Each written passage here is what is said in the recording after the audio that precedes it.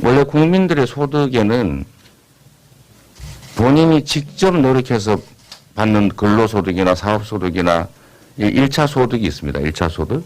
그 1차 소득 말고 세금을 걷어가지고 국가가 지원하는 2차 소득이 있습니다. 근데 이 2차 소득을 가계 이전 소득이라고 하는데 정부가 가계를 지원하는 거죠.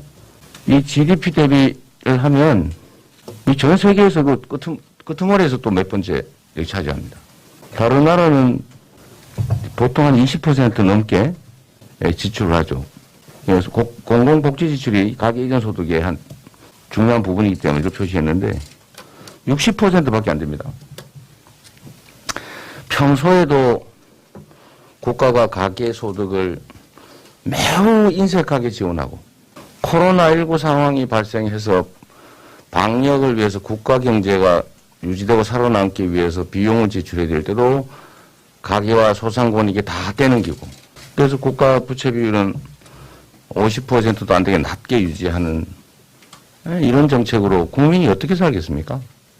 그러니까 회복을 해도 경제는 대기업, 글로벌 디지털 기업들만 살아나서 무슨 초과 세수가 뭐 수십조 원이 발생하는데 이 현장에 있는 소상공인들 또 무슨 프리랜서 또 한계 노동자들 죽을 지경이 되지 않았습니까?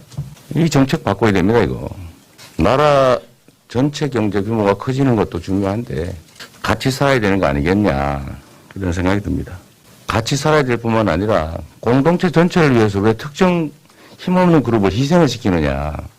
그래서 이번에 2차 다시 이제 방역이 강화돼서 우리 국민들이 피해를 입게 될 때는 지금까지와는 다르게 전 세계가 작년에 했던 것처럼 어떤 조치에서 국민들이 피해를 입게 된다면 그 피해를 완전하게 보상을 해서 방역 지침을 강화해도 손해가 전혀 아니다.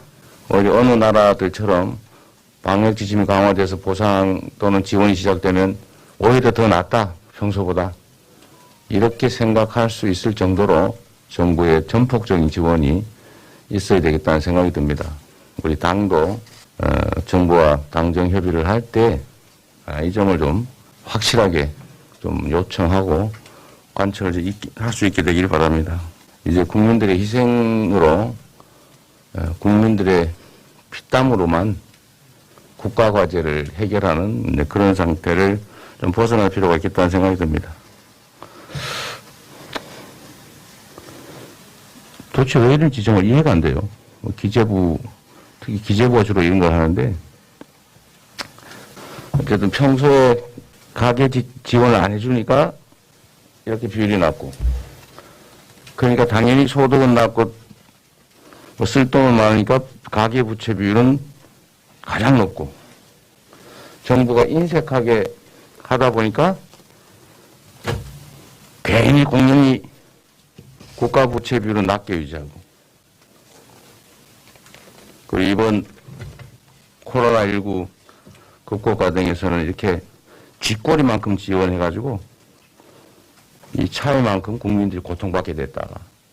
우리 야당에서도 우리 윤석열 후보님도 자꾸 퍼주기 하자는 거냐 이런 말씀 그만하시고 전에 50조 원 대통령 되면 지원하겠다 이렇게 말씀하시는데 반대로 얘기하면 대통령 안 되면 지원 안 하겠다 하는 것은 아니지 않겠습니까? 내년에 어차피 지원하려면 대통령이 되셔가지고 지원하려면 이번 예산에 편성을 해놔야 됩니다. 어차피 재원을 또 마련해야 됩니다. 그러니까 지금 당장 지원 가능한 방안들을 협의할 수 있도록 협의에 나서 주시기를 다시 한번 부탁드립니다. 네, 고맙습니다.